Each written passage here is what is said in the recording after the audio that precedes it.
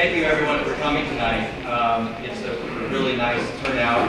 My name is Peter Colen, and I just want to do some quick introductions and thank everyone for coming, and then we'll get into our program. This community forum, somebody's calling. This community forum is something I'm really excited about. There's a topic bubbling in the media and in common discourse around housing supply, demand, and the boom market. And we have some really talented people tonight to discuss, debate, as we call demystify the topic. And we hope that you'll learn a lot of it. Quick thank yous to how this got put together. We have a relatively new kind of progressive think tank, if you will, evolving in San Francisco. It's been given the name UrbanIDEA. It's the primary sponsor. And a lot of heavy lifting has gone into putting this event together. I want to particularly call out Andrew Wood, who's done a lot of logistics in the back. We've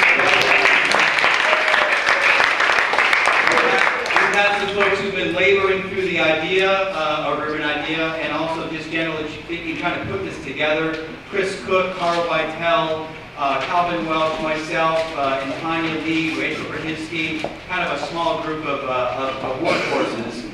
And this event tonight is, what we hope to be now the second, because we did one in June, of a series of forums we hope to hold over the coming year. So stay tuned for more information. We also have San Francisco Information Clearinghouse as one of our co-sponsors, San Francisco Progressive Media Center, Tim Redmond, and we have San Francisco Magazine. Is anybody here from San Francisco Magazine? Okay, San Francisco Magazine is also a sponsor. So thank you, all those organizations. I'll quickly tell you who the panelists are, and you can read their bios. We have Douglas Engmann. We have, in the back of the room, Calvin Welch. We have Michael Yarne. Where did he escape to? There he is. We have Tim Colen. We have Farhad, Manjoo. Farhad, are you here? He is actually a writer with San Francisco Magazine. And we have Christina Olague. Christina. So the panelists are going to take the stage after our moderator for the evening, Fernando Marti, my colleague, gives us a short presentation and a setup and runs through some data. So with that, I'm going to turn it over to Fernando to run the rest of the evening. Thank you.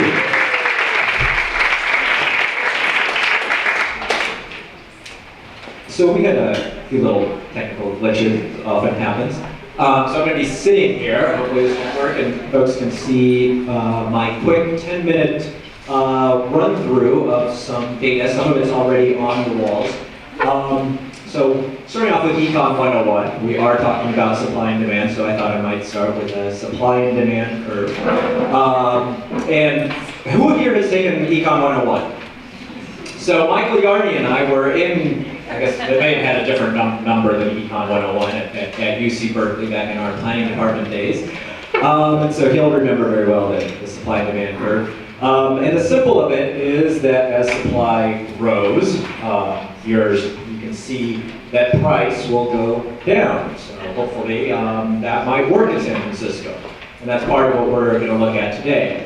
But this really is about models, and as you know, models can be enhanced with silicone and steroids and whatnot. So we're going to try and stay on evidence and some facts. If you have a chance, there's a lot of what I'm going to show is on the wall, and you can see it afterwards as well. And some of them are in these handouts that you may have gotten. So the first thing I'm going to look at is some of the history of buildings and units historically produced in San Francisco. Tim Colen shared this with me. It's a graphic from 1900 to 2010. You can see the huge booms of building that occurred in San Francisco, particularly in the 1920s and again in World War II, and how little, in terms of actual buildings, we have been built since World War II. However, if you look at it in terms of units, you'll see that it's a lot more wavy. A big boom of building in the 1920s, again during World War II, and then the big urban renewal days in the 1960s. And we see in terms of units that actually from 2000 to 2010, the curve starts to ramp up again. What's different about the latest version, though, is that most of those units are in larger buildings. The red that is on that graph. But it's important to look at units in terms of population, so I'm going to show a little bit of a population graph. This is since the gold rush to today. Population growth in San Francisco is the upper yellow or orange graph. And what you see again is the peak, 1950, right after the war. The fact that people left the city in droves as the suburbs were developed, Walnut Creek and whatnot. And starting around 1980, returned to the city of a population. We don't actually get back to that peak of 1950 until about 10 years ago. What's interesting, the lower side is the units being built. We continued to build more units despite the loss of population from 1950 to 1980. Here you see a more recent version from 1960 to 2010, and the lower part of this is the population change, which reaches its lowest in 1980 and then starts to go back up again. But we continue to build units at a rate of about 1.4 units per person of growth in San Francisco in that time period. If you look at it by decades, we can look at the annual rate. Obviously, from the 60s to the 70s, you see how the rate of annual production, what created that supply of housing, going down, as it had been going down since 1950. But then from 77 on, gradually building more and more units each year. So the annual rate averaged about 1,200 in the 60s, 1,400 in the 70s, 1,700 in 97 to 2006. And then in the last few years, we've averaged about 1,900 new units produced per year. This is a graph that shows that just in the last 10 years, or in the last decade, the upper part is the population change. We grew from, I think, added some 28,000 people. We didn't add quite as many units. We added some 23,000 units. And that was equivalent to adding 16,000 households. So we're still building 1.4 units per household.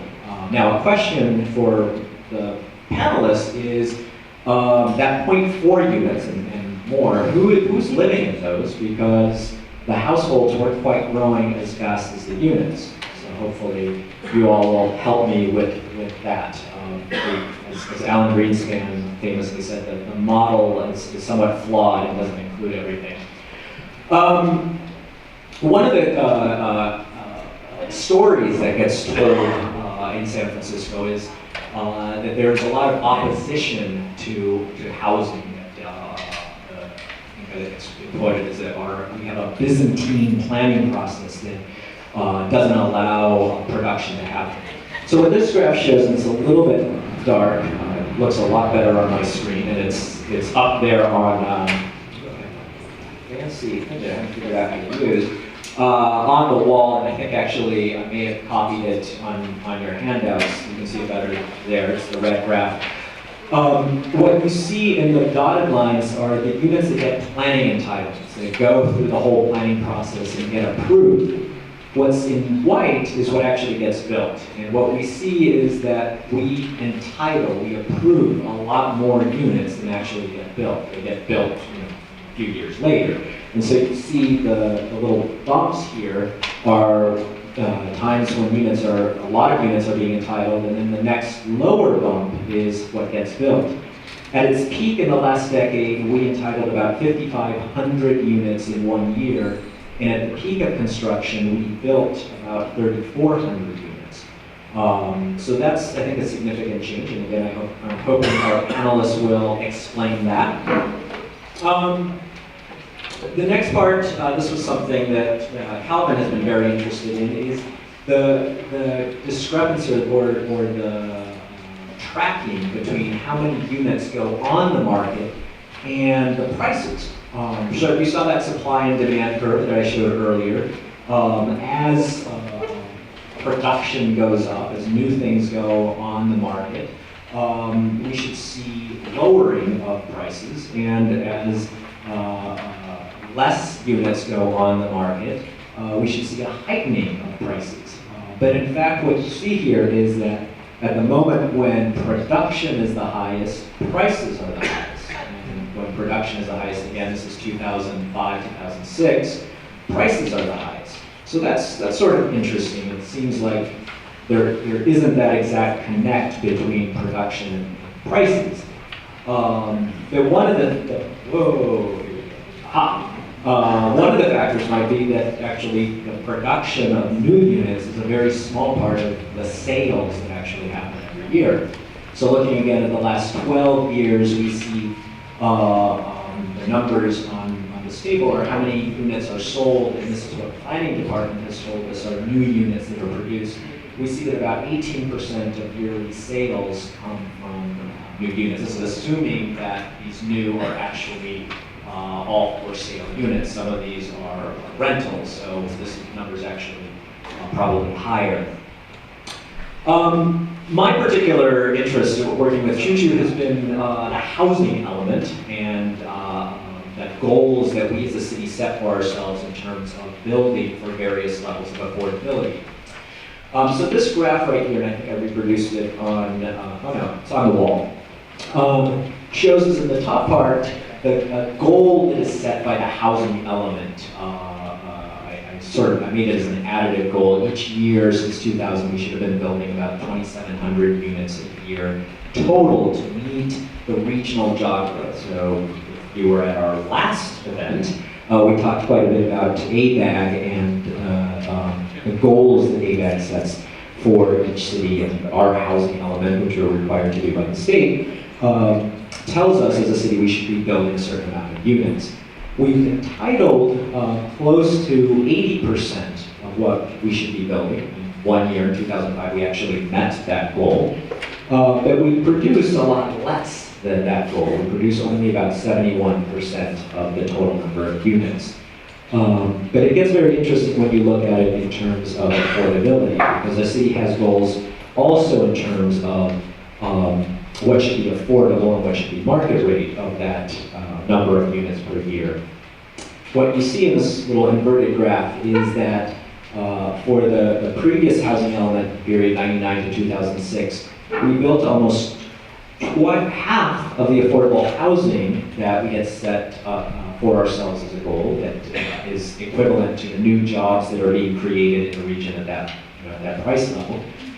And we created twice as much of the market rate housing that we should have built. And this is, as a percentage, twice the percentage. This is actually the numbers. And Tim wanted to make sure that I pointed out the moderate income piece of it, for people making 80 to 120% of median income, about 100% of the median. Was the least that we built. We only built about 13% of what we as a city had set ourselves out to do. So looking at the market rate housing, that's for people making more than 120% of median income, which right now would be a household of two making more than $97,000. Now, if you're a household of two making $97,000 and you can afford a new condo, don't talk to me because I don't know about that. But over the last decade, so adding up the different housing elements, they changed goals and so forth around 2006, we produce 140% of the market rate housing that we were expected to produce based on job growth. So again, a question for our panelists is, who's living in that extra 40%? We only built about 30% of the total housing element goals for all the affordable housing. Affordable meaning everything from low income, very low income to moderate income, that which the market does not produce. Go back to me, okay. So on the moderate income tip, I think one of the things that's interesting to note about the housing element goals, the city, the main driver for building affordable housing, moderate income housing, those making median income, is inclusionary housing. If we were to set our inclusionary housing policy, the policy that says every market rate developer has to build a certain percentage of their units as affordable, to a median income family, we would have, according to the previous RENA goals, which is the things that the region requires us or to set a goal to, we would have to build 43% of all that is produced by the market as marketed to median income, and more recently 35%. Obviously, our inclusionary policy is only 12%, 12 to 15%. But in fact, the last part of this little bar is what actually gets produced. And our production of on-site inclusionary units, or off-site inclusionary units, only averaged about 8.7%. So we didn't even get close to what we actually require builders to do, and that's because they can also pay a fee and not have to build. Next, I want to look a little bit at rents. I've got 2 more minutes left. I think I'm getting close to the end. So this is some data from Spur about rents in San Francisco compared to mortgage payments. And as you can see, individuals spend a lot more when they are renters than they spend on a monthly basis if they are owners. Now, the renters don't have to come up with $50,000 or $100,000 in a down payment, but that's a different story. The other thing that's interesting around rents is how much higher San Francisco rents. So this shows both the Bay Area in one color and Seattle in another color. You can't really tell, but they're pretty much track about the same prices, rental prices per unit. In the Bay Area and Seattle are about the same, but in San Francisco, they are quite a bit higher. And I think Tim Colen is going to speak a little bit about that. I want to talk a little bit about construction trends. One of the things that we saw in the very first slide is that more of our units are coming in larger buildings. So in 2012, we noticed that in the previous decade, where we had built 40% of all the units or all the buildings as low-rise buildings, so wood frame buildings, that you see in the neighborhoods, that's going down and probably will continue to go down. But this is going down in terms of the current pipeline. What you see is that medium-sized buildings, like some of the ones across the street, are going up. There's about 5% more of those. And high-rises have gone up by 9%. Everyone sees the high-rises and the cranes downtown. But I think it's significant because, on the one hand, high-rises require much higher return on cost. Obviously, there's a lot more risk, a longer time period. So investors are demanding a higher return, 28 to 30% compared to 15 to 20% for the low-rise buildings. But also, and this was a year ago, so this may be even higher now, the sales prices for low-rise buildings are about $750 a square foot for a unit.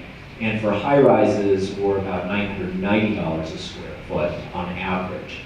So what you're seeing is a lot more of this product being built and less of this product being built. What that means for supply and affordability, I hope our panelists will speak to that. This is my last section, so land supply and housing potential. So one of the things that has happened is that we have been doing a lot of rezoning. Many of you may have been involved in a lot of rezonings in the city. So this was in our 2004 housing element, estimated that there might be about 29,000 units in housing potential in the future, building out San Francisco to its current zoning.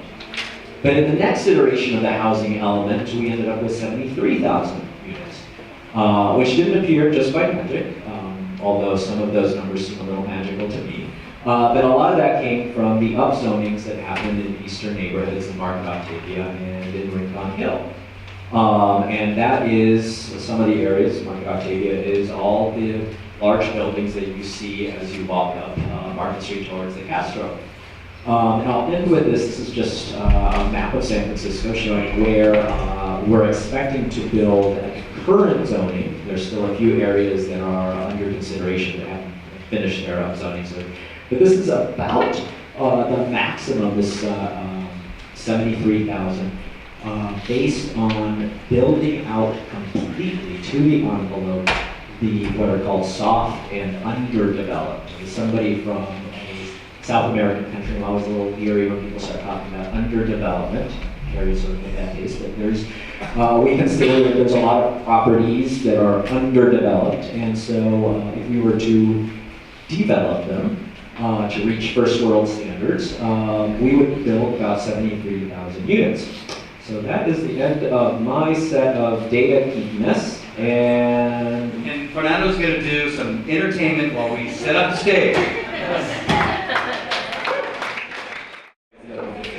So what we're going to do over the next period is we've got two schools of thought along the supply and demand question. And I'm not putting it one way or another. It's two schools of thought. And we're going to do this debate style. We're going to ask Doug and Calvin to present for 10 minutes on one school of thought on the question of does supply and demand work for San Francisco, and can we build our way out of this mess? And then we're going to ask Tim and Michael to speak for 10 minutes as sort of a response. And then we're going to go back to responses from each of the sides for 5 minutes each. And then we will hand it over to Farhad and Christina as discussants on what they heard.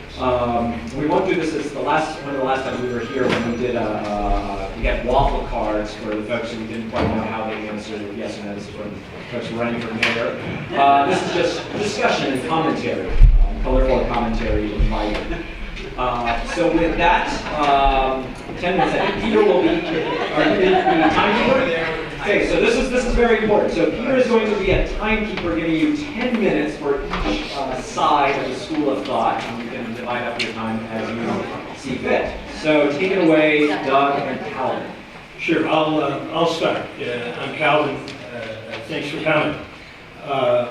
My position, the position of this side, is no, we can't build our way out. In fact, building housing in San Francisco seems fairly clear from the data, associated with higher prices. It is the reality that we don't have a housing shortage in San Francisco, we have a shortage of land. And there is no free market when a handful of people control the developable sites. We're 47 square miles, not 49. And only 13 square miles are zoned for housing. And that's, over time, going to be reduced as the Bay rises. And interestingly enough, it's going to rise in exactly the areas that Spur and others on this panel feel that we should build even more dense housing. So, and not to mention sports arenas, so we're going to be doing underwater basketball, and we're going to be swimming from our unaffordable bedroom to our unaffordable garage, all underwater. The reality is that during the period of greatest housing development in San Francisco's history, which has been the last 50 years, in fact, as we have seen, we have built 1.5 units for every new person in San Francisco. In what parallel universe can we argue that we have a problem with building housing in San Francisco? We have an affordability problem because the housing that is being built in San Francisco is being built for the very highest end of the market. But the remarkable thing is, during that same 40-year period, we have developed, we've passed rent control, we passed condominium conversion controls, we passed Proposition M, which placed exactions on commercial office developers to build affordable housing. We built about 25,000 units of permanently affordable housing. During that same period of massive housing production in San Francisco, we have, through controls on the market, now have, at least in 2008, 52% of housing units in San Francisco price controlled. And that's why we are the city that we are. We are the city that we are. We are to California, voting-wise, what California is to the United States. We are the left coast city. And we are that because we value communities, we value people in those communities, and we control the market. And that's what saves affordability. It is an odd situation, folks. You must admit that in a city that has the highest or the second most highest housing costs in the nation, day before yesterday, we voted to stop luxury housing being built on the waterfront. That is because half of the people live in units that are price controlled. We have another narrative, and that narrative is Spur. And it's important for us to understand that Spur is started as a San Francisco planning and urban renewal organization. During Spur's first 20 years, we demolished 14,000 affordable housing units and rebuilt about 6,500, leaving us in a deficit that it took us almost 2 decades to claw our way out of. Thank you, Spur. Spur got religion and decided in the 70s and 80s that what we needed to become was the corporate headquarters of the United States. And so we went on a jag of building commercial office buildings with no housing attached. And we created a demand that was unmet for about another 10,000 units. In an essential way, the controls needed on the market has been needed because of Spur's policies of what can only be called urban fracking. And we must end that policy and continue controls, or we will not be the city that we want to be, and we will not be the city that we are. Thank you.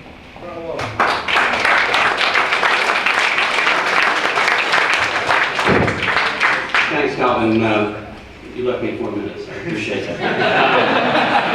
I always worry about coming after Calvin. Look, this debate's been going on for at least 30 years. It was going on when I first got on the Board of Permit Appeals in 1977, and then on the Planning Commission in the late 80s. San Francisco is a very desirable place to live, and we only have 47 square miles, and therefore we have strict governance in terms of what can be built here. And that's the way it is, and that's the way it should be. Now, why do we have high housing costs? One, it's expensive to build in San Francisco because there isn't a lot of land available for housing. But two, it relates to an almost insatiable demand for people who want to live here at all levels of income. But what's happened in the last 10, 15 years is that the workers in San Francisco have migrated, not workers who live here, but people who work here, have migrated to much higher income levels. And that has generated a willingness to pay higher prices in San Francisco regardless of the supply. So let me just take you through some numbers. Between 2006 and 2012, the number of jobs in San Francisco increased about 10%, from 450,000 to about 500,000, which is what it was in 1990 and what it was in around the year 2000. At the same time, between 2006 and 2012, the average wage has increased by 18%. The average wage in San Francisco for workers in San Francisco is now $83,000 a year, if you can believe it. But what the numbers don't tell you is between 2006 and 2012, actually the numbers do tell you this, is that 60% of the increase in available wage income of workers who work in San Francisco has gone to the professional business services sector, which includes tech companies. And that increase, 50,000 jobs at the highest level, which is $120,000 a year, has created $3 billion of wage income, additional wage income in the last 6 years for people to spend part of it on housing. No wonder you have more people wanting to pay higher prices for housing regardless of how much the supply is. Now, on the supply side, a few other points that are interesting. As of last week, there were 14,000 listings on Airbnb and HomeAway to rent homes, apartments, and rooms by transient guests in San Francisco that didn't exist 4 years ago. That's 14,000 potential listings including a youth hospital that's being operated out of the Mission Street apartment building, which I found interesting, and a rooming house on Potrero Hill.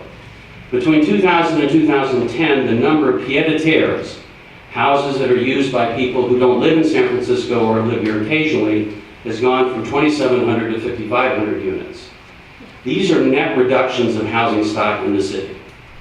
In addition, we've heard about the increased Ellis Act evictions, demolitions, and de facto demolitions. And as a financial professional, that's arbitrage, getting cheaper housing and making it more expensive housing. The reality is the rise in housing prices in San Francisco is due to higher income individuals who are willing to pay a higher price here. The arbitrage is going on because of that situation. The 43,000 units in the pipeline are being built to service this higher income group. The majority of these units will do little for the affordability of housing in San Francisco, as opposed to all the efforts that Calvin and affordable housing advocates have gone through. Trickle-down economics in the housing market doesn't work. This is not a trickle-down situation. It's not going to work. What really the question is, the people on the other side, they know that we can't build our way to affordable housing. You can't go from a $2,800 market rate two-bedroom unit down to $1,800 or $2,000 by building a lot more housing. It's just not going to happen. It's a question is, what's your vision of San Francisco? Is it, as Mr. Nevis writes in the Chronicle, that we all cling to the fantasy of an artist colony and rows of rent-controlled apartments lost in the past, and we're furious as those neighborhoods are gobbled up? Damn right I'm furious if that happens.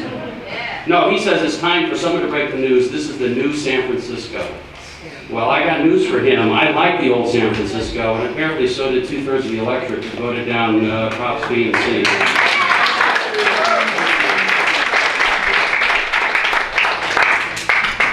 Thank you. And with that, back to School of Thought number 2. Tim and Michael. Thank you for the generous invitation for inviting me to speak tonight. I've prepared some remarks. All of us up here are in agreement about the harm that will be caused to the city by its affordability crisis. The city's future character depends on how we answer the question, who gets to live here?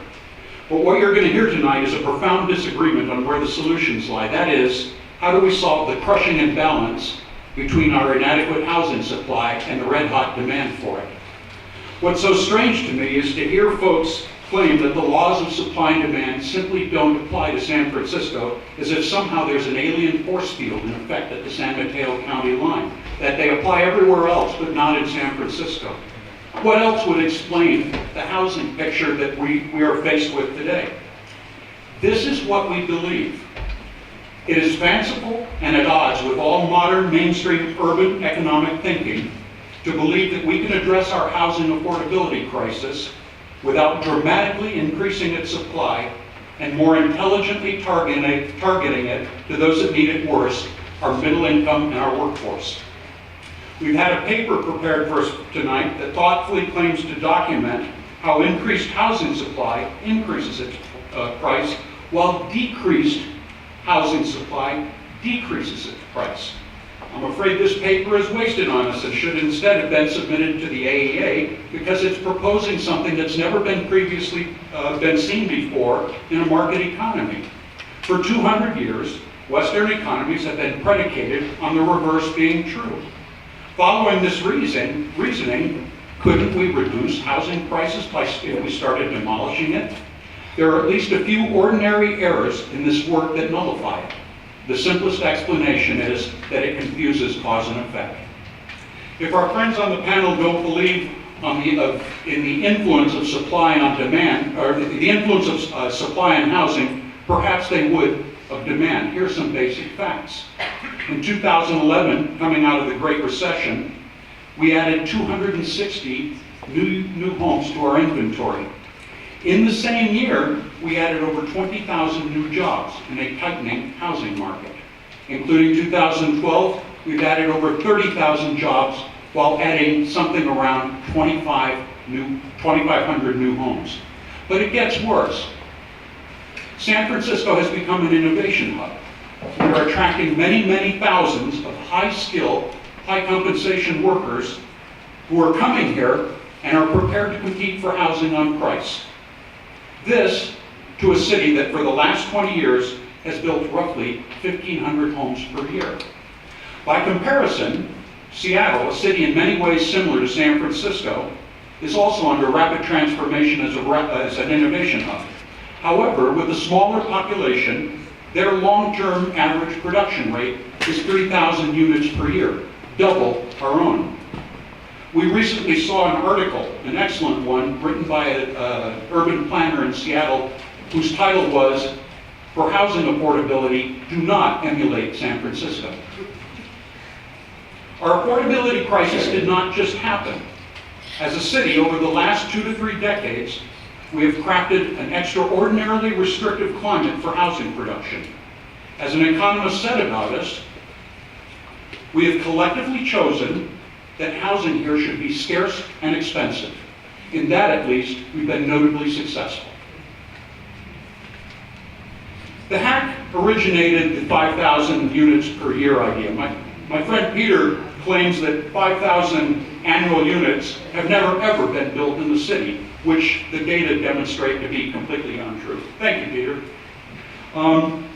Or he claims, certainly in San Francisco's modern history, but it appears that all of the city's rent-controlled housing was built during a time when we were producing vastly more housing than we do today.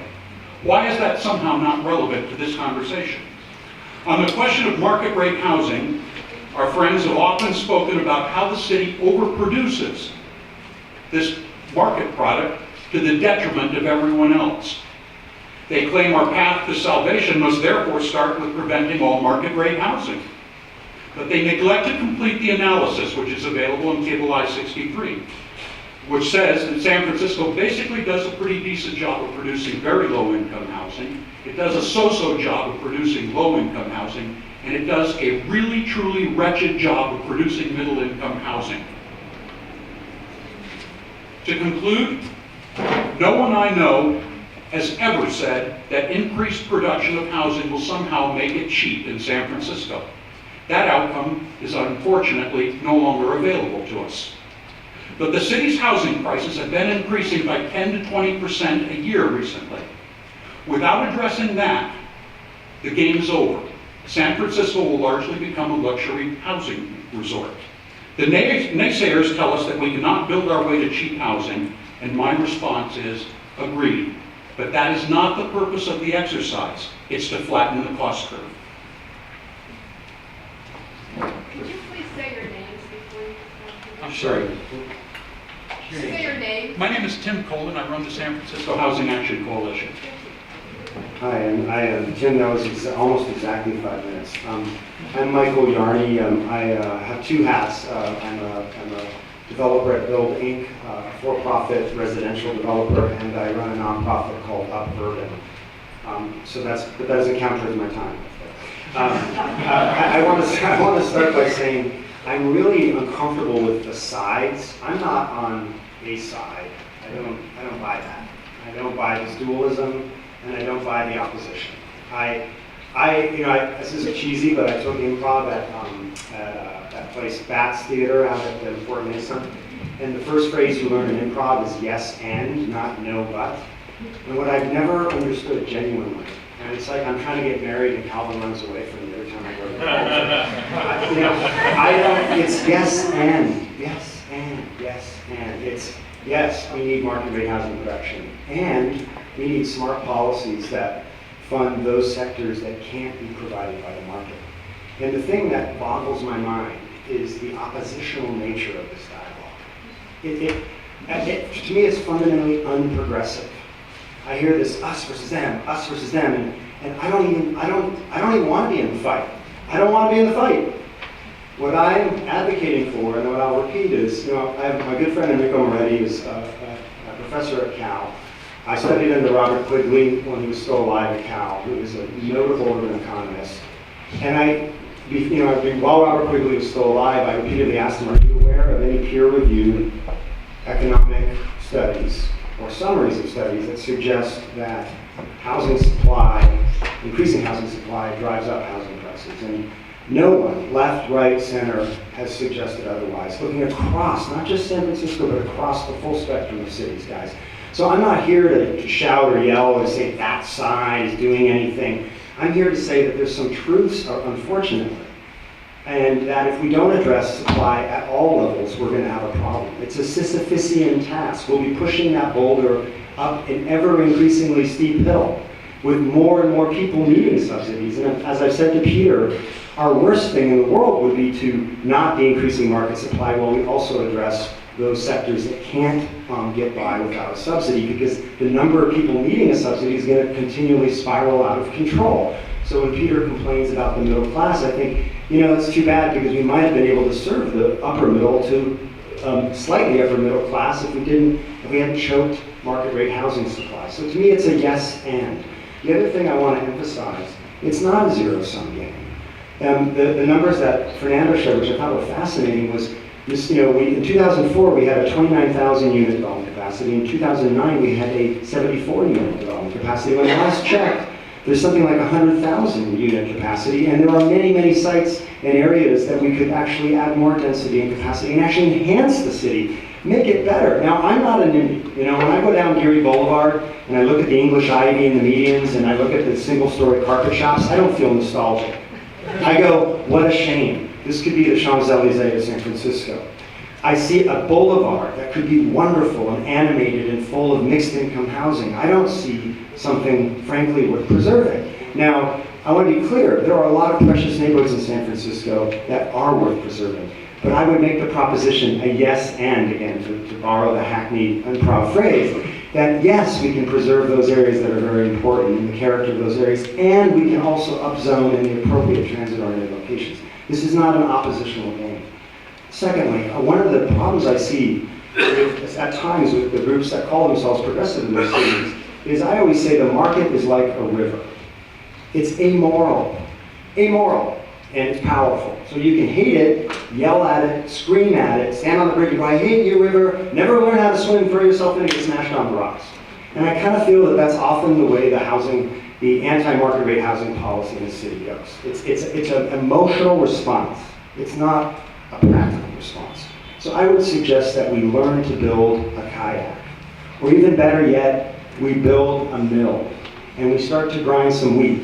And we use that market. We don't just blindly accept it. We certainly don't worship it. I don't worship the market.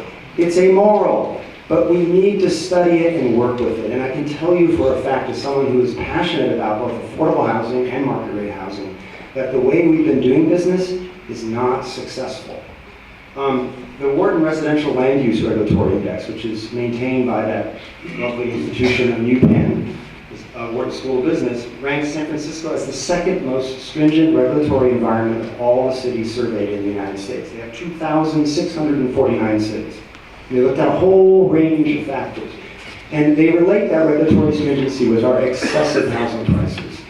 And so I would say let's smartly regulate, let's encourage both affordable and market rate, and let's let go of this opposition.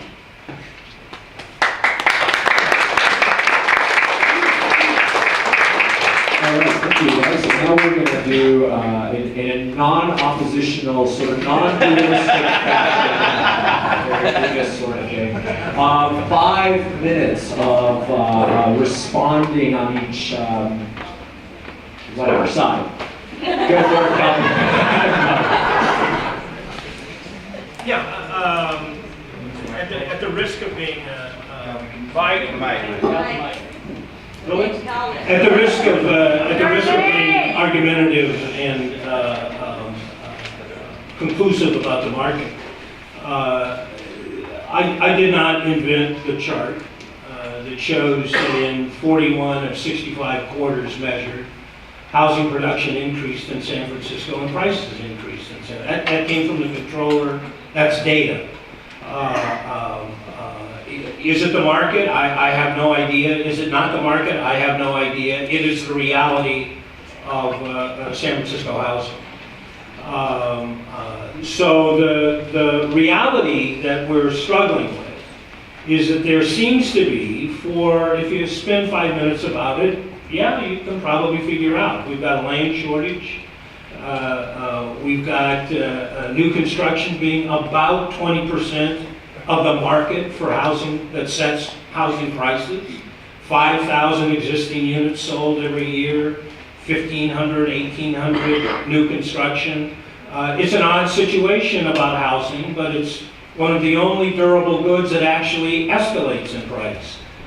Try to sell your sofa, and you'll find out it doesn't do too well. But your house, especially in San Francisco, does very well. The reality, seems to me to be a practical reality. So the question becomes, if we value a city that is economically and humanly diverse, how do we maintain that diversity in the immorality or amorality of the market? It seems to me that we have to apply our own, if you will, civic ethics, that this is more important than economic theory or market to have this kind of a city.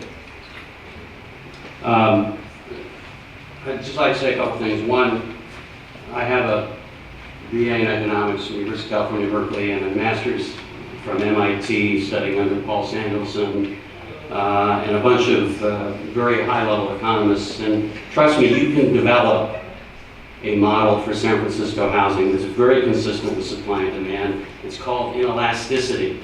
And we are in a very inelastic demand situation for housing in San Francisco. And actually we have somewhat of an inelastic demand at the lower levels of housing because you can't build housing that's affordable without subsidy. And it does work at much higher levels in terms of moderating the prices. So you're right. If you want to say, well, we can reduce the current market rate two-bedroom housing from $2,800 to $2,600 a unit by putting on maybe another 10 or 20% of housing, yeah, you could probably do that. The real question that gets down to the vision that I'm talking about is how much does San Francisco have to change in order to be able to accommodate that?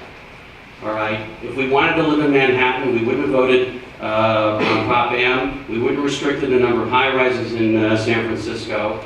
And who knows, we may have to restrict the number of innovation centers in San Francisco because we don't have the infrastructure to support all the people who want to live and work here.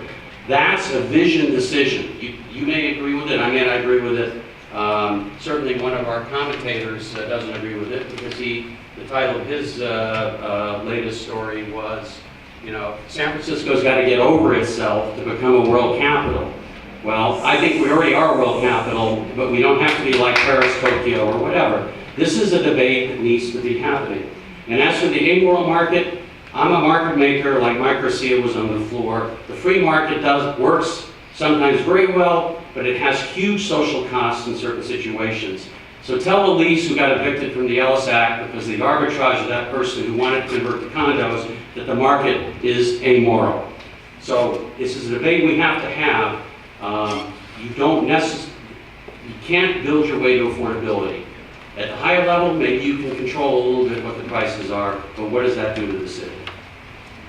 So if I could just build off of Doug's, Doug made a lot of good points. The first was that nobody, that's a straw man, nobody suggests that building a lot of supply is going to suddenly result in nominal decrease in prices, let alone in the short term, even a comparative decrease in prices, okay? That's straw man, so if anyone's saying that, you should question their sanity.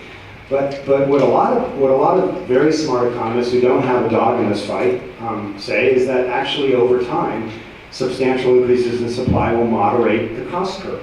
Why does that matter? Because we don't want to be chasing forever having to create greater and larger subsidies. If you care about diversity, if you care about it, let's get smart about it.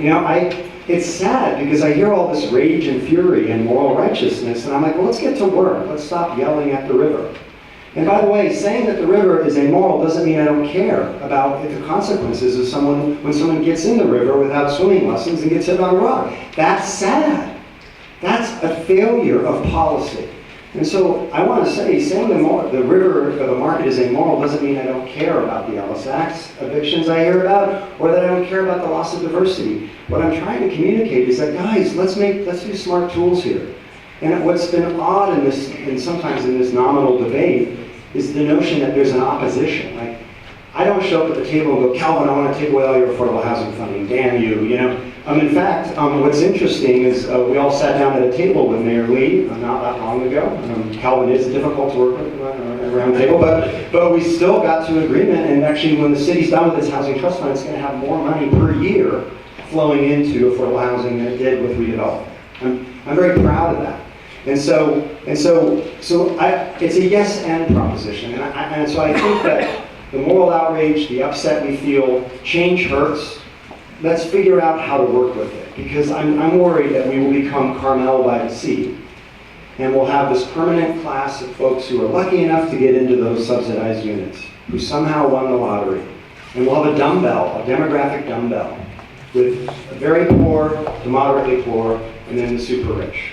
And I think that will be the result of policies that demonize market rate housing production, when in fact that should be part of our solution. So that's all I'm offering.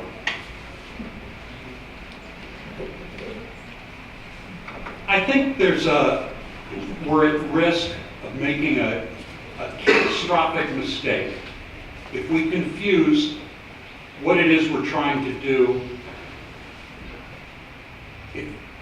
There's a reason we're here, why we like San Francisco.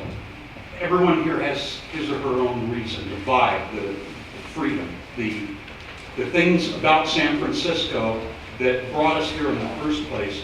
But I think we risk making a catastrophic mistake if we equate that just with the built environment. In other words, if there's any change to the built environment, well, there goes my San Francisco. It's not what I recognize as the city. That's not why I'm here. San Francisco, this is a very common attitude that we have to face in our work. San Francisco was perfect on the day I moved here. And if it changes any, then it's not my San Francisco. We've got to resist change. If we follow that path and making that confusion, woe unto us. What Mr. Welch was forthright enough to say is that San Francisco, as Michael mentioned, has really the most restrictive housing market in the United States. The only one that exceeds us is San Marino. That's the little Atherton-like town outside of Los Angeles. We ourselves have put policies in place that were designed, they're perfectly designed to achieve this outcome, a housing affordability crisis. It's like we designed it. We say, no, no, no, no, no. We value inclusiveness, we value diversity, we want that here, and yet the policies we've chosen over the last few decades appear designed to achieve the opposite outcome. In addition, we have what is the most expensive to build housing market in the United States, with the highest fees and exactions of any city in the United States. That's not my opinion, that's quantifiably true. So here's the choice is that we're in this predicament because somehow we didn't regulate the market tightly enough. We need to somehow, if only we devise ever more ingenious controls on the market, somehow we'll solve the housing affordability crisis. Let's lock it down even further. How's that working so far? Then the idea is, well, we haven't, it's just simply a function that we haven't raised the exactions and fees on it high enough. They're already the highest in the United States. How's that working? Is that working? I think what frustrates me is that there appears to be no serious thought given to innovation or thinking about new ways of approaching it. And for those of us or any of the people here who are facing housing security issues, here's what I'd say. Folks are getting wiped out. Your pond is drying up. If there is no innovation, nature has a way of dealing with that. We have got to start thinking more intelligently about how to build new housing, but how to target it to those that need it. It seems simple to me. Yes. All right, let me do a quick rundown of the panel. So Doug Engmann, who is the economist and dealer in financial markets. Calvin Welch, who is the community development person about town and Peter, his predecessor at the Council of Community Housing Organization. Michael Yarne is the third from the right, who is with, I always forget, Build Inc., okay? I'm from the left, by the way. Depends on which way you're looking at it. And also with urban and nonprofits with urban issues. And next is Tim Colen with the Housing Action Coalition. In the center. In the center. And then off to the left, our radicals are Christina Olague, a former planning commissioner, and Farhad of San Francisco Magazine. So with that, I want to hand it, we're going to give each of the respondents 7 minutes to pontificate on what we just heard, and as folks who have been observing city politics and urban development for a long time, or writing about it and seeing it through the eyes of as journalists and planning commission. So with that, Farhad, if you want to take it away. Sure. And again, Peter is doing the timekeeping over there. Okay, so I do not live in San Francisco, which I think is important to say. So I don't want to pretend that I have an idea for what to do in the city. I lived here until about 3 years ago, and then my wife and I were going to have a baby, and we needed more space, and she got a job near her hometown in Palo Alto, which is another great rental market, and so then we moved there. But I write about the tech economy. I write about all of the technology companies that are coming to San Francisco.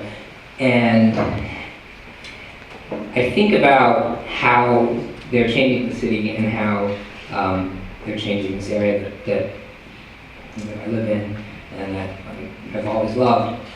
And I think that what neither side is sort of grappling with here is the fact that these people are going to keep coming here. The people in the tech economy are going to keep coming here. And I feel like, after talking to them, there's no way to stop them.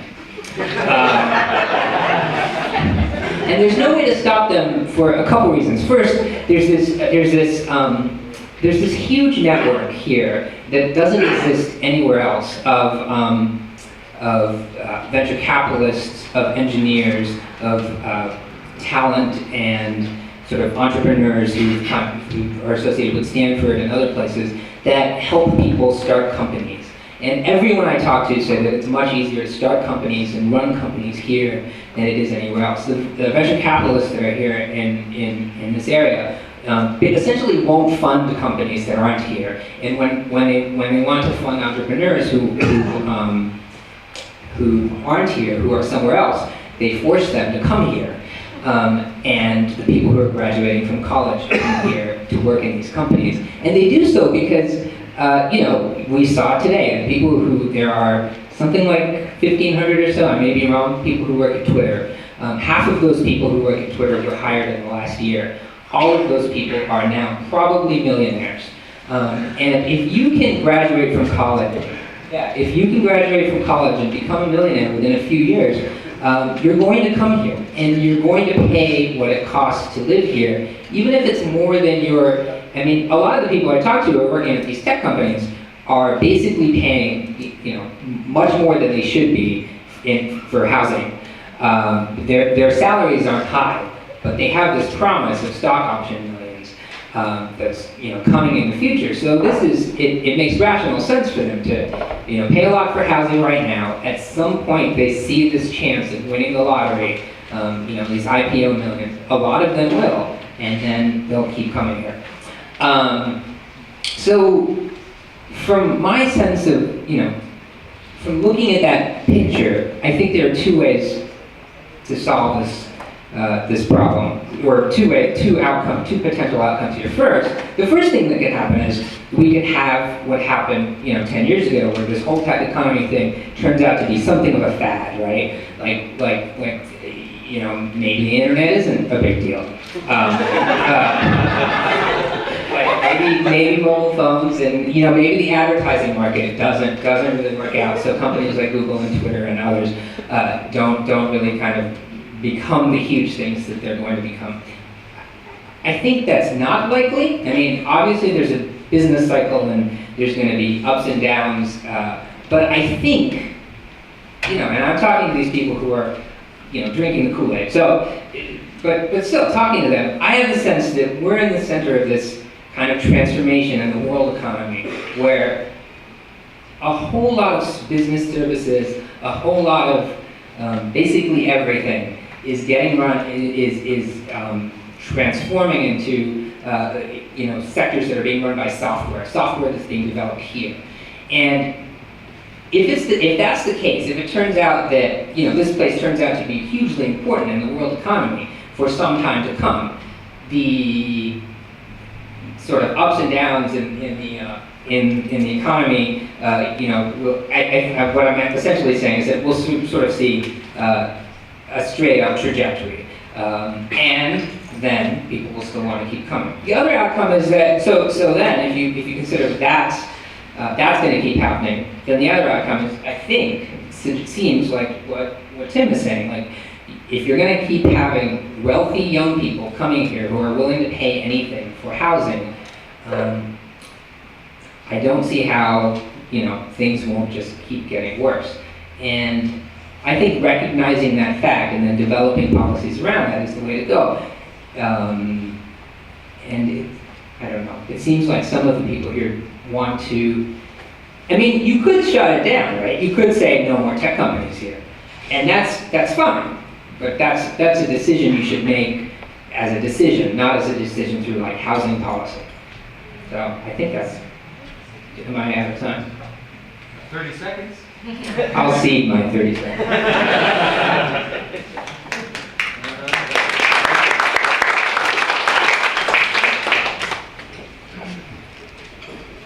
I'm Christina Olague. I'm actually nervous, which is unusual for me, but so be it. I guess I'm going to speak about this issue from more of an activist perspective, from more of an emotional perspective, from somebody who's a renter, who's low income, and who works in the Mission District, and has been watching this, I guess, closely for about 10 years. A little bit longer, but I'm just going to look at the past 10 years. So I'm going to be talking about it more from a human perspective as opposed to one of someone who studied economics or the like.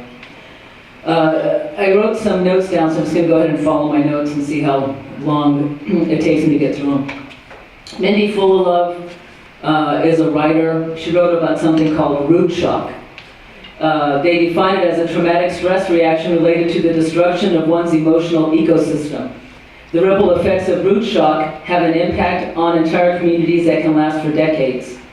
I think that what we fail to look at sometimes is the human impact that this displacement is having on the city. We build and we build and we keep on saying if they build, they won't leave, but we're building and they're still leaving in droves. A lot of residents have been here for a number of years. Just recently at the York Theater, there was a benefit for Rene Yanez. He's in his 70s. He's considered one of the founders of the mural art movement, one of the first people who actually allowed Frida Kahlo or accommodated her so that she could show her art in San Francisco. And after 40 years of living in the Mission, he and his wife, who are both ill, actually they both, I believe she has cancer, are being evicted from their home. And there's something that I was listening to today, and they said, we often base success and failure on who plays the game and who plays it best. And right now I think it's the realtors who are playing the game best, and the developers.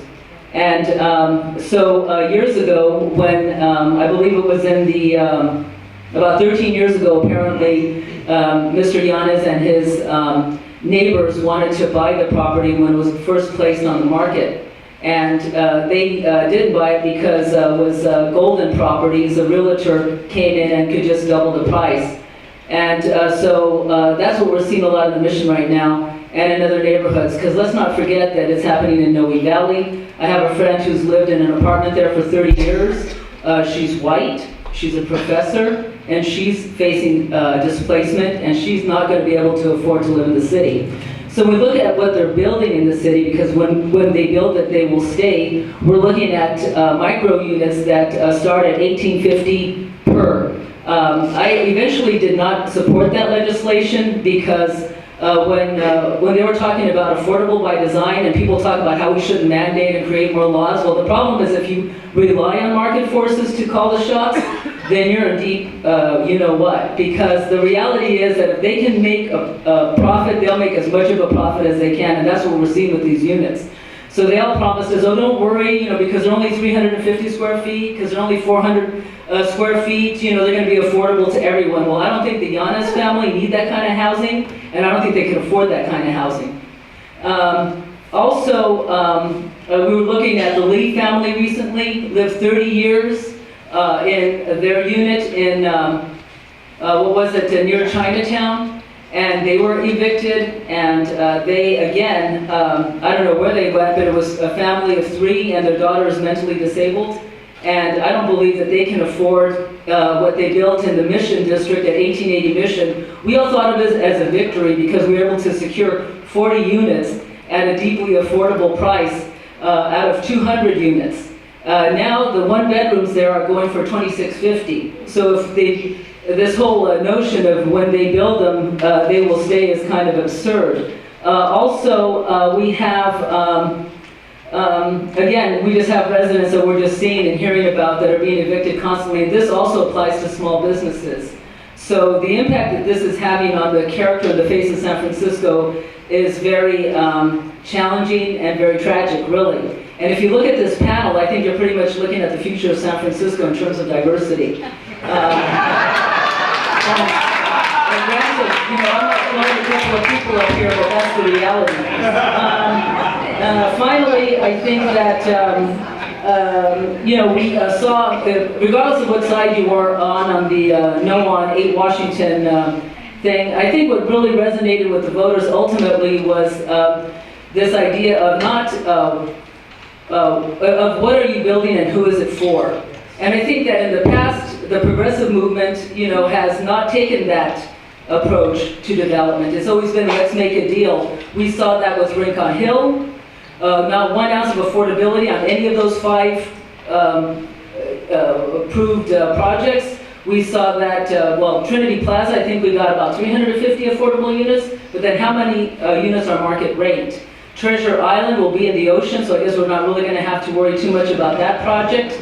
But again, if you look at the impacts that the Let's Make a Deal approach has had on the city, I think that maybe it's important that we do start to rethink it. Finally, you know, I look at Mike Casey in the back there. I guess the last panel discussion was on transit-oriented development. SB 375, the whole idea of building workforce housing next to transit corridors so that people can get out of their cars, we can reduce the carbon footprint, and they can live next to the transit corridors so they can commute to work. Well, who can afford the types of units that we're building in those transit corridors? I don't think many of Mike Casey's Local 2 union folks can afford that. So I think that we are in trouble. I think at this point, if you don't own it, you're vulnerable. And I don't know what the solutions are, other than to protest and to really rethink of whether it's time to just say no.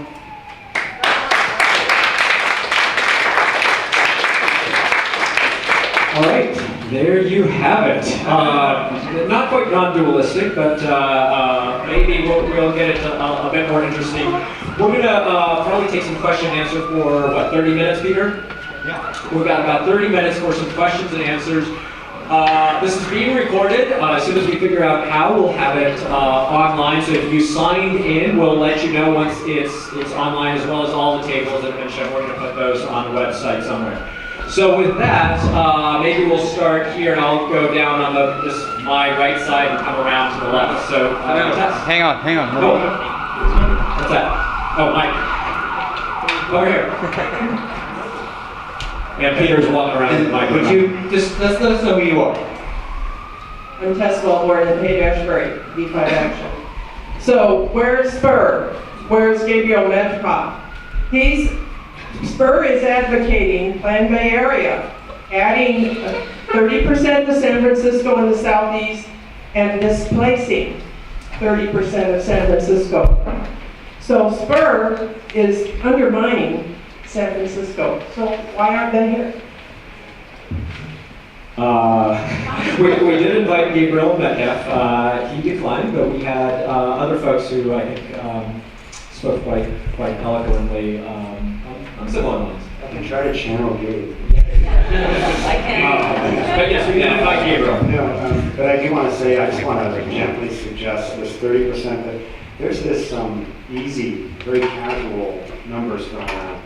I yet to see how building new housing, let's just go for the full, let's just say luxury high-rise housing right now. Let's use Christina's example. How that drives displacement. It's a lot, there's no logical connection. It sounds good, it feels good to rage. And you know what, guys, I know what the impact fees are in Engmann Hill. Tens of millions of dollars of impact fees are being paid to underwrite Mo's budget. That's a fact. Well, no, it's not quite, No, hold on. it's not quite a fact. It is actually a fact. You push legislation to suspend No, those. that's actually, Calvin, that's not true. Yeah, no, it is true. $32 million in affordable housing funds were suspended by legislation you developed in order to prime the pump for market Let's redevelopment. hand it over to the person who's the planning commissioner at the time, maybe for a quick answer on this. No, hold on. This is a false, that's absolutely not true. The fees are due upon first construction document, and then there was a fee deferral option, and the fees are due before the first TCO. So I want to be really clear, we need to stay in the world of facts. And I don't want to demonize, and I don't want to throw out aspersions. And so here's the thing. But that's how Rincon has an effect. Your theory is that market rate housing is the benefit. So anything that allows the benefit to occur before the impacts is okay. But the impacts occur before the benefits occur. Displacement has been happening in the south of Market and is accelerated by what's happening at Rincon. For every 100 units of market rate housing created in San Francisco, a demand is created by a Kaiser Marston study done by the city for 42 affordable units. There is no such exaction in San Francisco for for market rate housing. Market rate housing plays a silly game around inclusionary zoning that they don't even build the units for. They pay a fee. So they get the market rate housing, creates a demand for affordable housing that they never meet, and displacement occurs. It is a zero-sum game. You lose your apartment in San Francisco now, you're gone. You're out. It is winners and losers, Mr. Yarne. I'm sorry, that's the world you built. It's not the world I built. It's the world you built. There are winners and losers. Now, guys, let's hand it back to the audience. I do, once we get these tables online, I think the other thing is this Nexus study that you referred to. It's available on Mayor's Office of Housing, that we'll pull out those I'd like to figures. answer Tessa's question. Yes, let's get directly to some of the questions from the audience. So Tim, real quick. I'd like to answer Tessa's question, which is a good one. This question of Bay Area plan. Look, the planning department, working with planners, has said, we had better start preparing to build a whole lot of housing. The figure they gave us is building something like 92,000 homes by 2035. You can say that's terrible. It's going to change the built environment. That's terrible for the city, but it's coming. This absolutely will come in accordance with what Farhad has told you. If we don't start planning for it intelligently, woe unto us. All right, question right here. Yeah, my name is Tim Redmond, and I wanted the panelists to address this question that we talked about, the market being the river, and I love that metaphor, that it's just something that there's nothing that we can do about it. Sometimes it floods and sometimes it doesn't, and there's nothing we can do except fall in and drown. Actually, that's not true when it comes to housing, and we have seen examples. In the 1980s, Berkeley was extremely successful in preventing displacement with rent controls on vacant apartments. And in fact, If we were allowed to do this, all right, if the state allowed us to stop Ellis Act evictions, or we found a local way to stop the evictions, and we found a regulatory way to increase rent controls on vacant apartments, and essentially say, if we haven't built a new housing unit for you, the only way you get to San Francisco is being on a wait list, all right? Then what's going to happen is, instead of Mike Casey's folks having to live in Stockton and Brentwood and commute to work, the Twitter people are going to have to live in Stockton and Brentwood and commute to work. Until such time as they have been here a while, and they have waited their turn, and they have come to San Francisco, all right? Now, that is something we can do. It may be a good or a bad idea, but there's actually no reason why a government entity can't say that that's what we're going to do. That in fact, housing in San Francisco is going to be controlled in a sense by seniority. We can do that. So rather than saying there's nothing we can do about the market, I'd like you to respond to my idea that if we could respond to it, would that be a good thing? And will this be a bill or a dam in the river? I'm really sorry that I'm being so anti-capitalist here, but it is. But in fact, it's not that crazy. We used to be, in the 1980s, we could do this before the state stopped us, and we can do it again. Can I just clarify my metaphor, because I love when people restate it in their own, I did not say there's nothing you can do. I did not say throw yourself into the river and drown, young man. I said, Thank you for calling me a young man. yeah, well, you have a lot of energy, I'm impressed. No, but I think it's important, when Calvin tells me my position, it's really interesting. I'm like, all right, thank you, Comrade Calvin. I now know my position. You guys, let us speak for ourselves. My metaphor was not to say there's nothing you can do.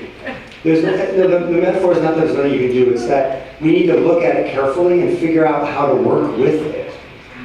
That doesn't mean you don't try things out. That doesn't mean you don't try inclusionary housing. It doesn't mean you don't do innovative financing to help people get a first home with a low interest mortgage. It doesn't mean you don't do those things. What I'm worried about is when there's emotional responses that aren't grounded in either an understanding of the market or in the facts. And it feels good to act out, but I think a lot of us who've been there know that that's not always, in the long run, the best way to be. I just wanted to comment that, I don't know that maybe it is, maybe I was acting out, or maybe it is all based on emotion and what I'm seeing or not seeing. But I think that what's becoming the question among activists in San Francisco is, what are we building and who is it for? And I think that if many of us had to rethink the Rincon Hill, let's make a deal approach, the community benefits approach of, what was it, like $36? The really funny thing about the way that original deal was cut was that it was the money that was supposed to go to the stabilization fund wasn't supposed to actually go to the community until after the final certificate of occupancy was, signed. So people didn't catch that when they were cutting the deals with the developers, but certainly the developers' lawyers, are pretty slick. So then, of course, it led to an amendment. Unless my memory doesn't serve me correctly, but I believe that that was the case. And then that had to be amended so that the community could benefit from that first tower that we all love, the one that's sitting over there, the sharper image. So I just want to say I really like your question because it gets at the root problem, which none of the other panel. I think the sort of the discussion hasn't gotten at the root problem. The root problem is, do you want to stop the people from coming here or not? And if it's the what I like about your question is, it recognizes the root problem and decides a policy around that. Now, personally, I think that's a bad idea to say no new people should come here and it should be based on seniority. I came here 13 years ago, and I think that I wouldn't let's say I was grandfathered in, I don't think I would leave, because there's some new people coming. So no new people would be able to come in, right? And that, I think, would be a problem for the city. It would be a problem for the tech companies here, and basically what would happen is the tech companies wouldn't be here. Would that be good for the city? I don't know. I think that's a decision for the city to make. But that's the question you should answer. Do you want the people here or not? Not do it through not addressing housing. If I could just make one comment about that, and that is, it's never that extreme. Change has occurred in San Francisco over the last 20 years. The difference is San Francisco's tried to control the change in a way for the benefit of all of its residents. So when Prop M was passed, it didn't say no new office building in San Francisco for the next 30 years. We've heard the same kind of catastrophic stories about what Prop M would do by restricting development in San Francisco, office development, that the city was going to fall apart, the economy was going to go to hell, and it didn't happen. It actually helped the economy. The question is not, are we not going to let anybody in San Francisco, but we have to control it. So the fact that you've got, 750 multimillionaires now competing for housing in San Francisco, yeah, that's a real problem. Nobody says, okay, no, none of you can live here anymore. That's a drastic situation, but we have to control what the impacts of that are. And the real bottom line comes into is how do we do that and towards what vision? We're going to take some more questions here. We have a lot of questions. We're going to take a batch of 3 questions and then let some answers, and then we'll shift the other side of the room. And if you can make the questions relatively short questions. So we've got the first one here. Hi, my name is Patrick. I live in South of Market, and from Calvin and Doug. I've heard your criticism. I've heard the spike in the football on Big Washington. But I want to know what the proactive solution is. I feel like I haven't heard that. I don't have a takeaway that I can explain to someone outside this room what your solution is to make it work. How do we build it? How do we build more affordable housing? Tony Kelly from Metro Hill. I got 2 big points, but I'll try to make this as fast as I can. When I took Econ 101, it was under Michael Boskin. It ended up being chair of Council of Economic Advisors under the first President Bush. And right after learning about the supply and demand curve, we went into the stratification of markets. And I think it's really important to remember because the housing supply and demand curve is not just one thing. And one beautiful thing about affordable housing is that you don't compete with millionaires because there are caps on income and affordable housing. Keep that in mind because one point I want to bring up is that in the last month, we've got the director of the SF Planning Department saying, in the article that, economists are telling him that supply doesn't really help reduce prices, and that worries him. And then we also heard from Think Progress about the director of planning in New York saying, we've built a lot of housing over the last 10 years, and it hasn't done a thing about affordability. And I've got here in my hand a study that came from the planning department in 2004, and I'm just going to quote this. If the housing crisis is the crisis of affordability, what if we said to crank up the supply and increase the rate of housing production? Urban economists believe that job growth and per capita income are also powerful factors responsible for the high price of housing in San Francisco. They've estimated that producing 12,000 units of ownership housing would reduce the median price by only 4.1%. That's 12,000 units, 4.1%. We had this conversation about 6 years ago, Mr. Yarne. You told me that time that 4% is huge. I didn't have it in my pocket at the time, the fact that inflation has been 2.7% on average for the last 19 years. So we have a 1% decrease in prices from 12,000 units of building, which is actually more than double what Mr. Metcalf is proposing. Now the reason I say that is because on this chart over here about housing potential, just in the areas in District 10, which I happen to know the best, we have enough area plans already approved to add 75,000 more people. Now, under our housing laws today, that's 55,000 more millionaires. Even millionaires don't want 55,000 millionaires moving in. And so, you really need to look at this problem. We've been told, and we fought like dogs throughout Eastern neighborhoods, that the market will take care of it if we allow this housing to come in, and we'll get more affordable housing solved through the market rate housing. I think the experience of planning departments and the exact statements that they made over the last month and over the years tell us no, we do need to ramp up production, but it needs to be specifically of affordable housing where we're not competing with the millionaires again. That was the second question. Tony, you didn't model that as well, did you? Okay. The third question in this batch, and then we'll get some answers. Keep them short. Thank you. I'm Christopher Cook, part of the UrbanIDEA crew. Thank you, especially to Tim and Michael, for coming into the den here with us.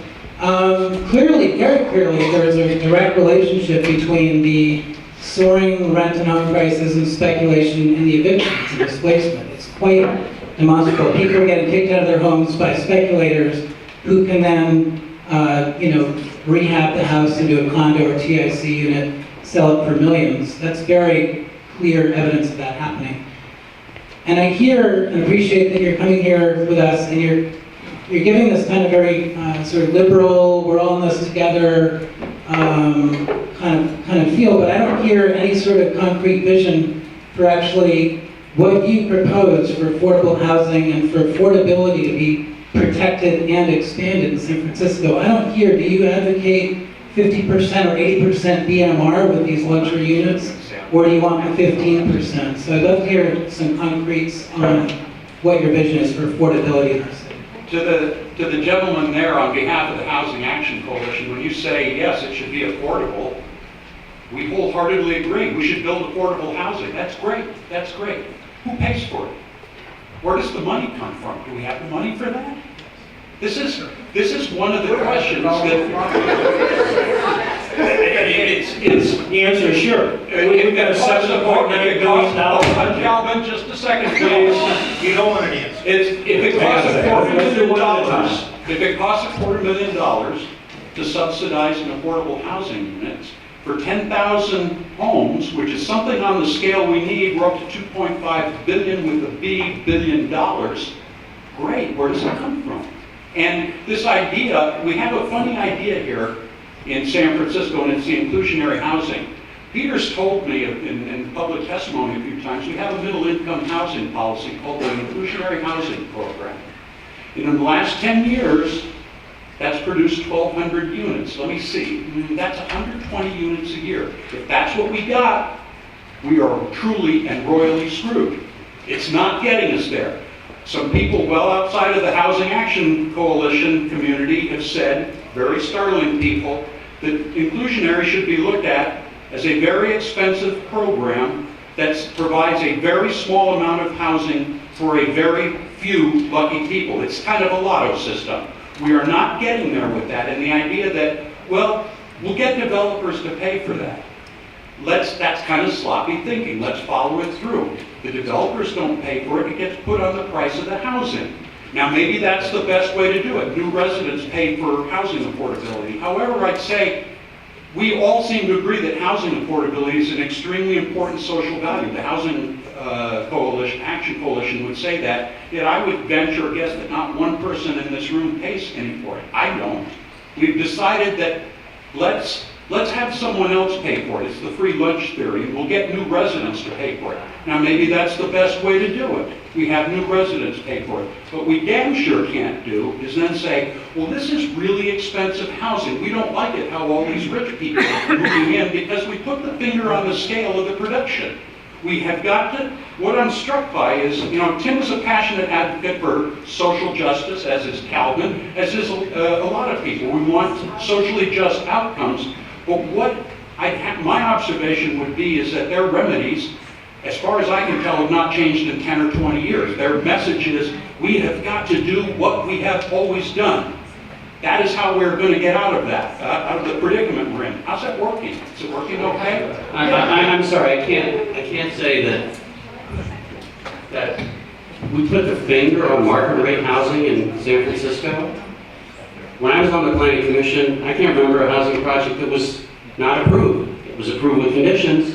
We have 43,000 units in the pipeline. How is that putting the finger on market rate housing? And if Mr. Farhad is correct in saying tech people want to come here and pay whatever it is, why not tax them to support for affordable housing in the rest of the city? That, you're right, that's the kind of policy discussion that we have. And whenever we start to go there, it's, oh, we can't, you guys can't be anti-housing. Because housing, no matter what kind it is good for the city. So that's the debate. But I also wanted to provide some practical ideas. Let's try to keep it on. I wanted exactly. Can I provide some? Can I do a quick, maybe Christina over here, Michael, and Calvin, so we can have a little. Yeah, I just wanted to mention that I do believe that when I was on the Planning Commission, there was a lot of development I supported. I think what I'm saying is that that as a progressive movement, or as people who represent those who are being displaced in the city, businesses and renters and the like, working people, families, this type of demographic in the city, that what we need to do is take a time out and reflect on some of the choices we've made as a progressive community, and really take a breath and really try to find solutions to what we're facing, and really analyze and look at the decisions we made in the past, and look at, and critique them, and not just get defensive with each other and assume that we made all these great decisions that have, because I'm sure on many levels, some of the decisions we've made got us to the place where we're at currently. So I think what I'm asking progressives to do at this point is take a time out and look for solutions, because I really at this point don't see many, or can't think of many. That's all. So I appreciate, Christina, I really appreciate that sentiment, and I wanted to also respond to the gentleman with some practical ideas. The first thing, as a general policy approach, I wish that the city would focus on, this is a social goal. Diversity, preservation of affordability is a social goal. It's not, and so in my opinion, if we were designing the right system, that cost would be borne by all property owners in San Francisco. Right now, we have this random tax on the producers of housing. That's effectively what the inclusionary housing policy is, whether we like it or not. And so I've always believed that either a really good transfer tax or a general tax across the whole city, but I think transfer tax in particular, I've always been a fan of that. Why? Because landowners pay it. And because this is really about, right now, you want to know who, if there's a bad actor in this, and I use that word with caution, it's the landowner who's not doing anything productive with their land other than taking rent. And what's ironic is, as a developer, we take a lot of risk. We have to raise money and try to make returns for the pension funds, by the way. And we're taking on a lot of risk. And we have a system right now that puts all the cost burden of that social goal on development. So I would suggest, and I'd be very supportive of a broader transfer tax to support affordable housing, in addition to what we already have. That's one thing.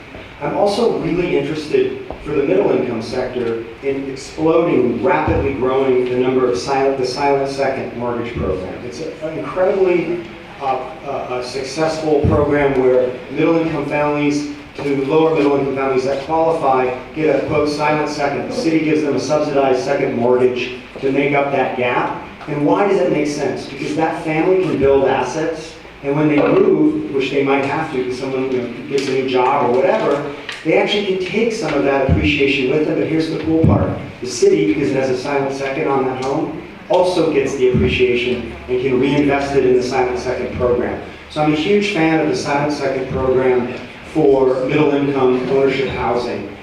And so those are just two very practical ideas. And then I would also suggest that there's more that can be done with value capture. When there are significant upzonings of land, the city could be smarter about capturing the added value that upzonings create. And I'm a big advocate of what's called public development rights, or PDRs. Some sarcasm, but no, PDRs are a version of TDRs, transferable development rights, but basically the government owns the right as opposed to private owners. And the idea is that during peak market times when demand is spiking, the government could release these PDRs, FAR basically, floor area ratio units, sell them to raise money to underwrite affordable housing programs, or infrastructure, or transit, or they could use them for a variety of things. And the reason why I like that is the market sets the price so that you get the most value out of it. And so those are just some of the tools, and those are the tools I would say are working with the river. They aren't damming it, they're trying to figure out how to channel it and use it. If I could respond to the question, Manjoo, two campaigns that raised the transfer tax in 2008 and 2010. That was brought to you by the Council of Community Housing Organizations and Labor. We've raised the transfer tax in San Francisco twice in the last 3 years, accruing almost $300 million, according to the treasurer, to the general fund in San Francisco. Second of all, $2 billion, $3 billion, Tim, for affordable housing. We passed Proposition C, which raises, over the 30-year life of its program, $1.9 billion. So it's not impossible. Let's talk about subsidies in the city. The biggest subsidy in this town, the biggest housing subsidy in this town, in this state, in this nation, is the mortgage interest rate subsidy for only owners of property. How about limiting that to only one house instead of 3, 4, 5, or 6? Take that money and invest it that we're now giving to the 4th and 5th and 6th condo owner, a mortgage assistance, a tax relief, and create affordable housing at the federal level. We do have a limited equity program involved with the city. That's at the heart of the affordable housing development program done by nonprofits in the city. City money is used to buy the property, has a sleeping second, we catch the cost, we keep permanent affordability in that way. We also in 1996 did a down payment assistance program, $15 million, that we're still loaning out to first-time homeowners. We've been there, we've done that. What we need to do is move as many units as possible through cooperative ownership, land trusts, nonprofit ownership, direct city ownership off the private housing market. We must move as many units as possible into social ownership. I don't care if you're a Twitter stock buyer or whomever. If you own it collectively, it is going to be off the private market, and it is not going to be subject to the speculation and endless speculation that exists. Thirdly, take a look at TICs and innovative forms of getting around rent control. We've got to keep the supply of rental housing wherever possible. We make TIC conversions a conditional use. We make it a part of the zoning in the city. I'm going to rest with the final point. Let me say it again. We are living in the city with the highest population in its 237 years. For the last 50 years, 50% of the housing market in this town has been price controlled. What's wrong with that? Do we like that working? You're damn right, Tim, we do. We've got more people living in San Francisco under controlled prices than at any time in the city's history. Nobody's rationing who lives here. The market continues. We've got to expand that portion of the housing supply, that portion which is socially owned. All right, so we've got, I think, 10 minutes. Maybe we'll do another round of 3 questions, and depending on how long-winded the questions are and how long-winded the answers are, we'll say we've got more time. So, who's got the mic? Hi, my name is Sarah Brett, and I'm a housing developer.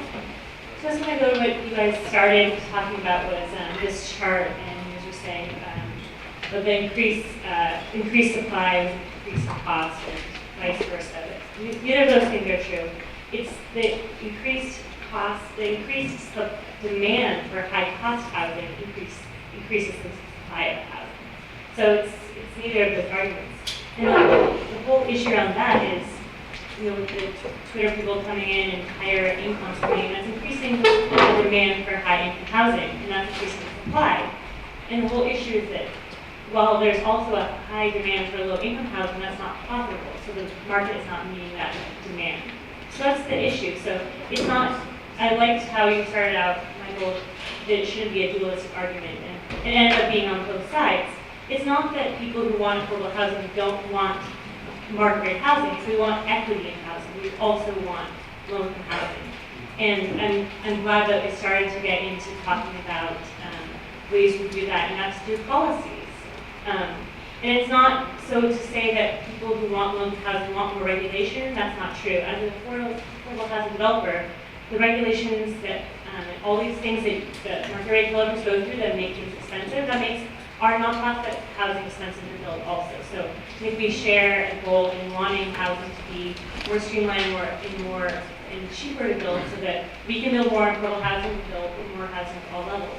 But what's missed is that there is an impact of high-income housing, and there is an impact of Twitter coming in, and Twitter. And I disagree that Twitter will these people will keep coming in, and that's regardless. No, we attract them through tax exemptions. We put in policies that attract people, high-income people to the city. We have to realize that if we do that, we need to have policies in place that will make up for the impact that those policies are making, and as well as building high-income housing. I disagree that this doesn't increase demand for housing. It does. Nexus studies show that. So I just think that one thing to say is that it's not dualistic on either side. It's just because we want affordable housing doesn't mean we want to stop market rate housing.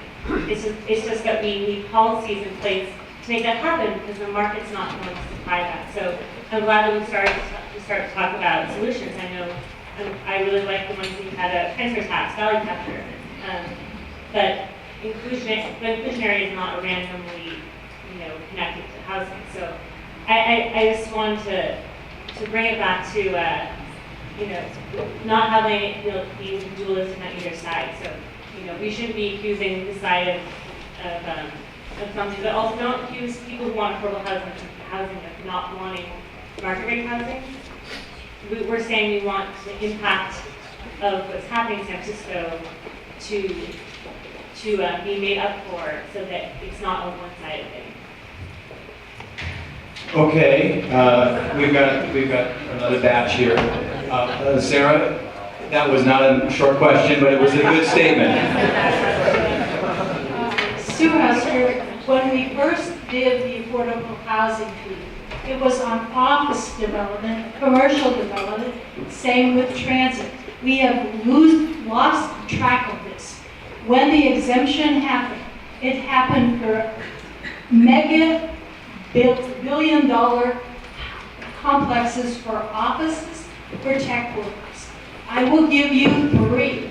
The headquarters of Salesforce has a tax exemption, a tax deferral. Transit Center also took it. 222 2nd Street did it. 888 Brandon Street did it. Michael, you can take credit for it. These all cheated the housing fund out of sites. They're all going to tech workers. At the same time, the land is escalating in value, so you get less land to build affordable housing when it's paid for 3 years later. That is, Salesforce is using the process for their headquarters, and I'm crazy enough to go after them. The second thing is Twitter is in the merchandise market. A clever lawyer did twisted the law unmercifully so the Prop M didn't apply, and the affordable housing fee and the transit fee didn't apply to 1.2 million square feet of office. And Twitter is a beneficiary of that. And what is going on south of Market is that we have an exemption that is too high for paying transit and affordable housing fees. So all these people are coming in, converting buildings to offices, and not paying a red cent to the city for transit or for housing. I think if you want to join the picket line against Twitter and all the tech companies, I think there will be another one. But I'm going to be Wednesday at the Board of Appeals on Salesforce cheating. At the same time, they have front page articles about what a wonderful company they are. Their headquarters is in Engmann. All right, okay, last short question. I swear it's short. My name is Shannon Dodge. I'm an affordable housing developer, but I have a question for the panel about a possible solution. I'm interested in your thoughts. Washington, D.C. has something called the Tenant Opportunity to Purchase Act. Some of you are probably familiar with that. Before an apartment landlord can sell her or his building on the open market, they need to offer it to the tenants who have up to 1 year to organize form a tenants association and potentially purchase it. Oftentimes in that year, there's matchmaking that's done with a nonprofit organization that can put together funds if the tenants are low income to keep that building affordable for the long term. What would you think about the possibility of having such a policy here in San Francisco to slow the awful evictions that we've been seeing? I think it's a great idea. I think it's a great idea, Shannon. I think that would have been what would have saved families like the Yarne family, the story that I mentioned earlier. If that law had been in place, then, as we read, They had a group of tenants who were ready to purchase the property, but they were, again, we see this happening left and right. We see the realtors and speculators coming in and outbidding tenants and long-term residents of the city. So I think, yeah, we should, that's a great idea. I think it's a terrific idea, and it's an example of exactly what we're not doing. We're not thinking about new ideas. We're not looking at other cities for best practices. We're not thinking about how, if we did this, what would happen. Good for you, Shannon. Totally supported, and thanks, Shannon, for thinking outside of Tim's box. So, if I might summarize, I think there were a couple of questions from Sue's corner. One was about relating to fees and the nexus, the studies that have been created that point to both the direct housing impact of workers as well as of high-income housing. So I think Calvin mentioned the 40% or so. That is the impact created by luxury housing. For each 100 new luxury condos, there's 40 low-income workers that will be working in the restaurants and so forth. The same thing for transit and for jobs and jobs housing linkage. So a question, I guess, is how we apply that idea of, we know the nexus is real, we think it's real, that to create a fee up to that amount might not fit into that supply and demand curve. Well, I'd love to, thanks for the question, Fernando. I think that nexus study is deeply flawed, and there's an industry around nexus studies. There are legal protections that the California Fee Mitigation Act requires you draft with a fancy attorney to protect yourself from lawsuits. And in my old practice, we used to look at those all the time, and they're fancy studies. Now, I think it's a little bit of a causality problem. I like what Farhad has been saying about this is really about a lot of people wanting to come to the city with a lot of money. And so you can point at the high-rise and go, bad high-rise, I hate you, luxury housing. The fact of the matter is, where would those high-end people be looking to compete for homes? Well, I'm worried that if we didn't provide the outlet there, that prices in name that, Glen Park, now Mission Terrace is my favorite apparently Mission Terrace is the new Glen Park, and on and on. And so the sad paradox actually is that it's not the units causing that problem, it's the demand. And it's the high income household demand that's causing that problem now. So what that fancy nexus study does is it says there's a lot of high income demand. Yes, I agree. And high income demand, people tend to spend freely on services, dry cleaners, restaurants, so on and so forth. It's the high income demand that's doing that. It's those households, it's not the units. And so I feel like there's a little bit of a causality problem. And I love the Nexus study because it protects our affordable housing law. So don't get me wrong, but it's just a fig leaf. But those people, that demand that's created, that lower income for the laundry workers and the restaurant workers and so forth, I think we're saying that's real. And so then the question is, are those people supposed to live in Antioch? Or are those people also going to live in San Francisco? And then, if that demand was created because those units were built, because if the units weren't built and the people moved somewhere, the Twitter people live somewhere else, that demand might not exist. So this is not a question about stopping the Twitter folks, but Fernando, who pays for it? Fernando, you just nailed it. You just nailed it. The units don't create the demand. The demand is there. This is the really important piece. So it's wonderful to think, look, zoning for gold mines doesn't create gold. I mean, if Detroit built Rincon 1 right now, I doubt that suddenly all these techies would flock to Detroit. I mean, maybe Detroit should try if this theory is true. And so the problem is, it's yes, the high-income households are creating demand for relatively lower wage service jobs. Absolutely. But to blame the unit is where it gets funky. And I just don't believe that that's the unit's not creating the demand. So maybe we could give a minute to each of our panelists to close it up, if that's okay. And, or 30 seconds, we're being told. So 30 seconds to each of the panelists as a closing. Thank you for inviting me, and thank you for coming tonight. What we have in front of us is pretty plain. It didn't happen overnight. It's taken us a long time to get to the point we are in now. We had better start thinking much more aggressively than we have before about how we're going to get out of this problem.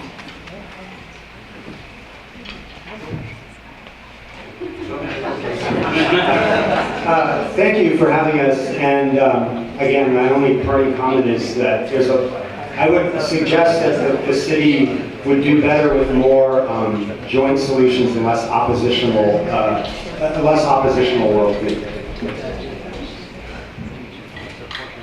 Yeah, thanks for coming, and the reality is that we have to realize that we are as smart as the market, or maybe even smarter, and that we have a reason to struggle for the city that we love.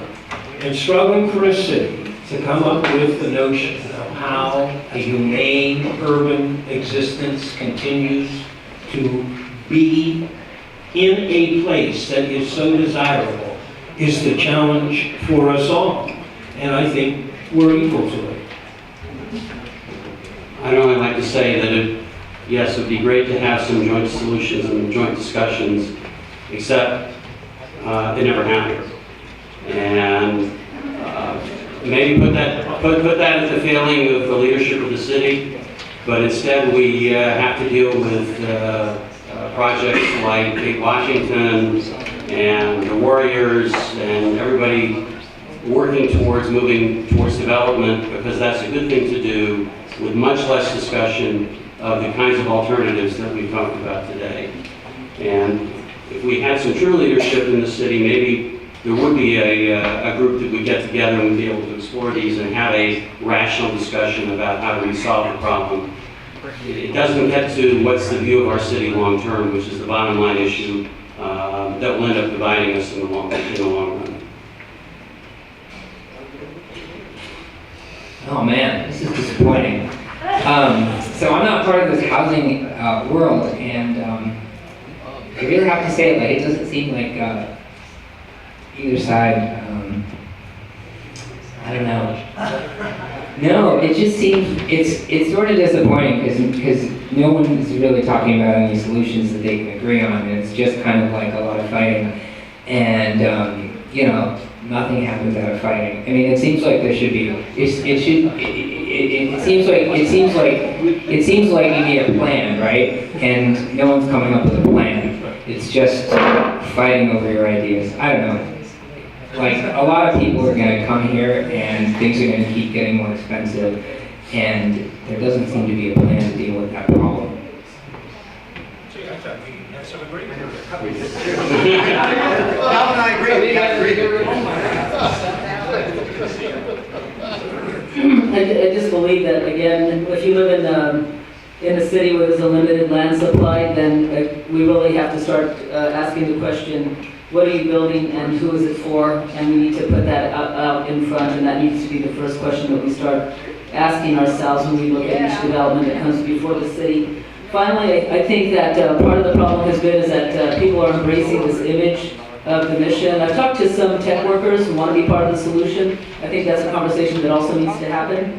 But I think that sometimes when you look at San Francisco Magazine and how they depict, you know, the lifestyle, the mission, and some of these other areas, and 7x7, and you look at that, and you read about minority youths who are missing from the job boom. It says the tech boom can't solve all problems such as pervasive unemployment among Black and Latino youths, many of whom are also not in school. That's not part of the hipster image that anyone gets in any of these media sources. So I just want to encourage SF Magazine, 7x7, and some of these other periodicals to show another face, a more human side, a more diverse and more economically diverse San Francisco that really help build the neighborhoods that a lot of tech workers are embracing and love because of all the decades that went into creating the beauty of these neighborhoods, all of those decades of families and stuff that created it.